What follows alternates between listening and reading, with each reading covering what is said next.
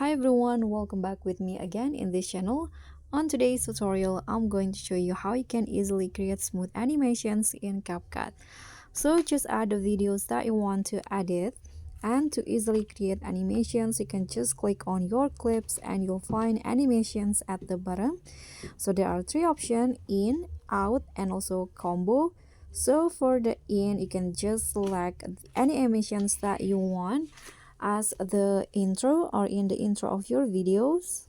For example, I'm going to add zoom animation.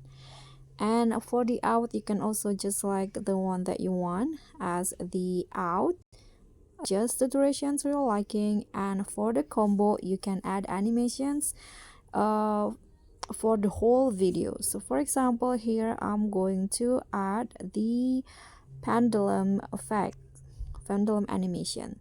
Click on the check icon and that's it. The animation will be created. So guys, that's all from me. Thank you so much for watching. Don't forget to like, comment, and subscribe. Also, click on the thanks button below. Bye!